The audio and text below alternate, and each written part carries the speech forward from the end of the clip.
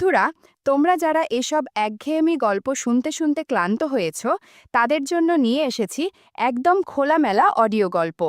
এসব অডিও গল্পের ওয়েবসাইটের লিংক কমেন্ট দেয়া আছে, আর কিভাবে সাইট থেকে গল্প শুনবে সেটার টিউটোরিয়াল দেয়া হলো।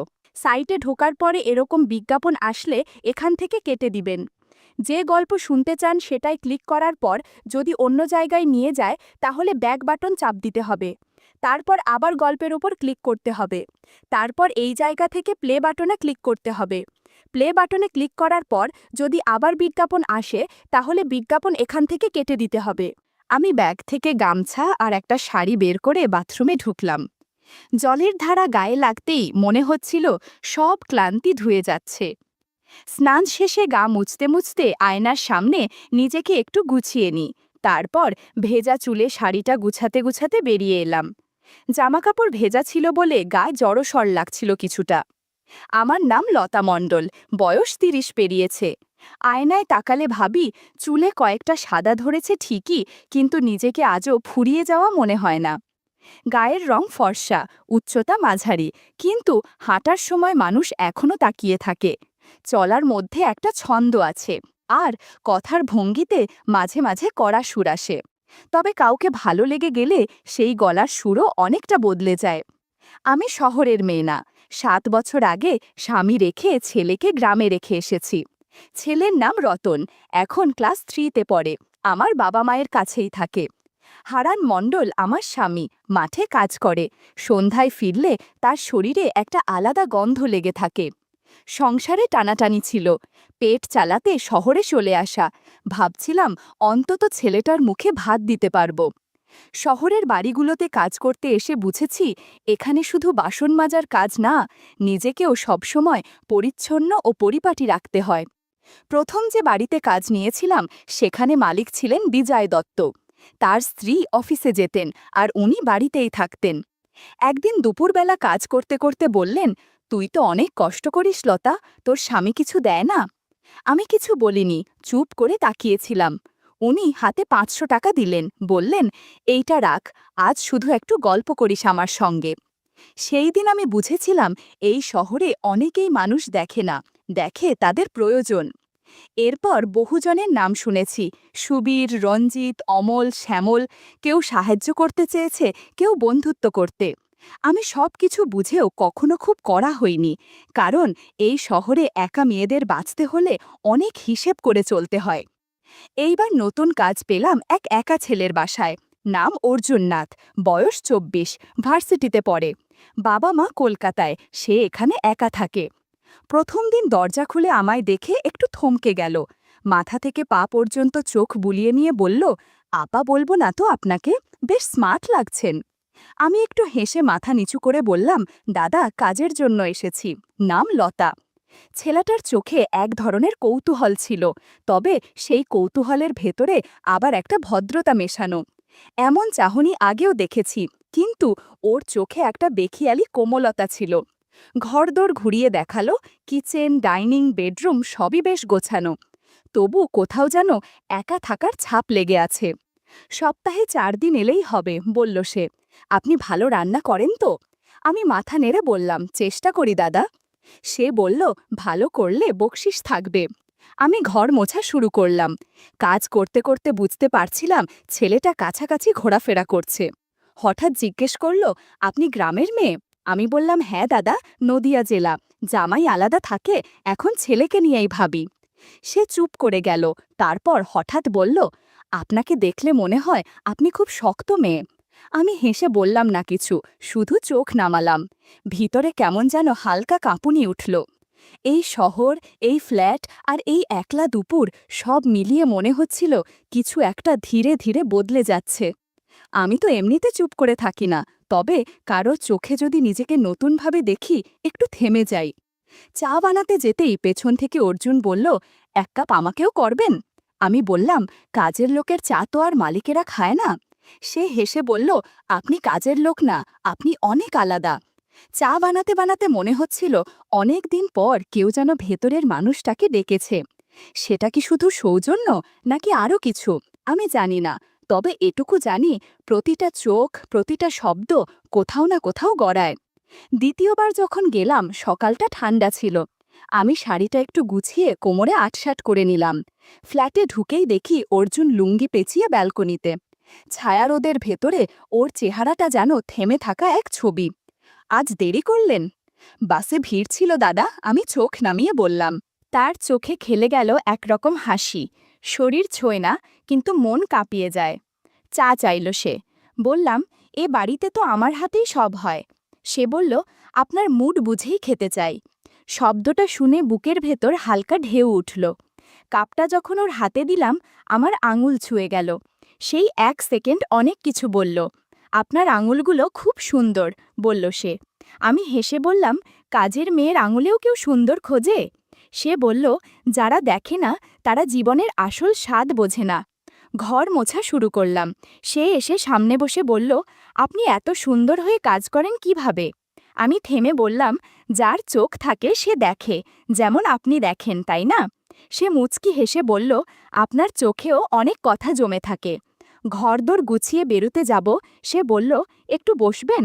আমি জানালার পাশে বসে আঁচল ঠিক করছিলাম। তখন সে হেসে বলল, এই আঁচল ঠিক করাই তো আসল জাদু। আমি কিছু বলিনি, শুধু একটা মৃদু কাঁপুনি বুকের ভেতর বয়ে গেল। সে বলল, আপনি জানেন, আমি অনেক দিন একা থাকি। কেউ আমার জন্য চা বানায় না, কেউ এমন করে বসেও না। আমি বললাম, আপনার সব চাহিদা কি আমি একা মেটাবো? সে বলল, শরীর নয়, আমি শুধু আপনাকে দেখতে চাই প্রতিদিন। কিন্তু আমরা দুজনেই জানতাম, এমন চাওয়া কখনো শুধু দেখাই থামে না। সকালটা গরম ছিল। আমি বললাম, দাদা একটু ফ্রেশ হয়ে নি? সে মাথা নেড়ে চুপচাপ রইল। আমি ব্যাগ থেকে গামছার শাড়ি নিয়ে বাথরুমে গেলাম। জলের ছোঁয়ায় শরীরটা হালকা লাগছিল, যেন চিন্তাগুলো ধুয়ে যাচ্ছে। তবু মনে হচ্ছিল দেওয়ালের ওপাশে কেউ নিঃশব্দে আমার সমস্ত অনুভব টের পাচ্ছে। স্নান শেষে গা মুছতে মুছতে আয়নায় তাকালাম। নিজেকে একটু গুছিয়ে বেরোলাম। আমি জানি এই অর্জুনের ফ্ল্যাটে কিছু একটা ধীরে ধীরে জমে উঠছে। বাথরুমের আয়নায় চোখ পড়তেই নিজেকে কেমন অচেনা লাগলো, যেন কোথাও একটা বদল শুরু হয়েছে। ভেজা চুলে আধো গোছানো শাড়িতে বেরিয়ে এলাম। গা কিছুটা জড়সর, ভেতরে অজানা সাড়া। অর্জুন চুপ করে তাকিয়েছিল। চোখে কোনো লালসা ছিল না, বরং এমন এক গভীরতা যেটা স্পর্শ না করেও ছুঁয়ে যায়। আমি মৃদু গলায় বললাম, দেখছেন যে? সে আস্তে মাথা নাড়ল, না আর হ্যার মাঝামাঝি। আমি বললাম, আপনার চোখে কোমলতা আছে, কিন্তু তার ভেতর যে উত্তাপ, সে শুধু নিঃশ্বাস ফেলল। আমি পাশ ফিরে দাঁড়িয়ে শাড়ি গোছাচ্ছিলাম, আর টের পাচ্ছিলাম তার দৃষ্টি আমার ঘাড় বরাবর থেমে আছে। চুল থেকে পানি গড়িয়ে গাল ছুঁয়ে পড়ছিল। পেছনে তাকালাম, সে চুপচাপ বসে, চোখ নামিয়ে। আমি কিছু না বলে চা বসাতে গেলাম। জানতাম এই নিঃশব্দ মুহূর্ত তার মনে গেঁথে গেছে। ওর চোখে ছিল না প্রশ্ন, ছিল অনুভব, আর আমার প্রতিটি সাড়া সেই চুপচাপ আকর্ষণের কাছে নরম হচ্ছিল ধীরে ধীরে। কাজ সেরে যাচ্ছি এমন সময় অর্জুন বলল, আপনি একটু বসেন না, একা লাগছে ঘরে। আমি কিছু না বলে গিয়ে বারান্দার পাশে চুপচাপ বসলাম। সে বই হাতে ছিল, কিন্তু চোখ আমার দিকেই। বললাম, এই দুপুরে বই? সে হাসল, মন চলে যায় অন্য কোথাও। আমি জানতাম কোথায়। লসে বলল, ঘরে গরম, ফ্যানের নিচে আসুন। আমি গিয়ে খাটের পাশে ওর এক হাত দূরে বসলাম। চুল আধখেজা, ঘাড় ছুঁয়ে নামছিল। অর্জুন তাকাল, কিন্তু কিছু বলল না।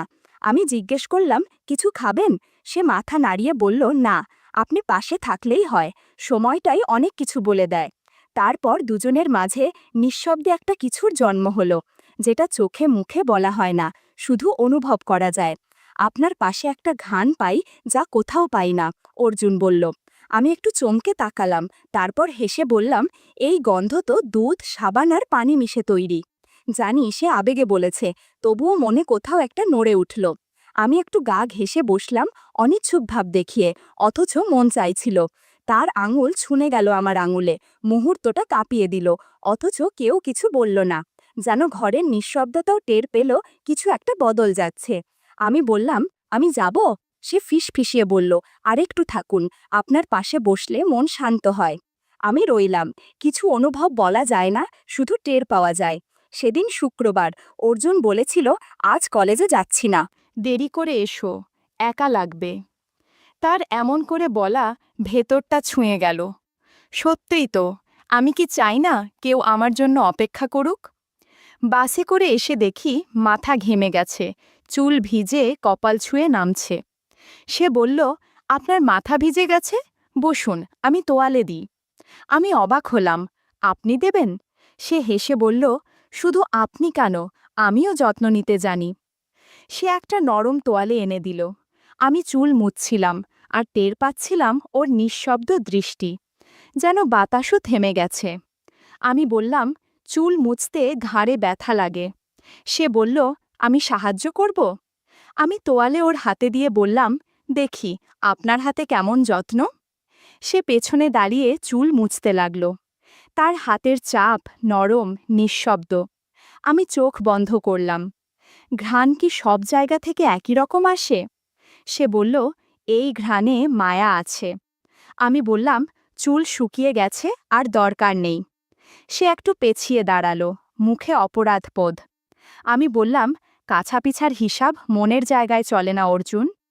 এরপর আমি মেঝে মোছা শুরু করলাম।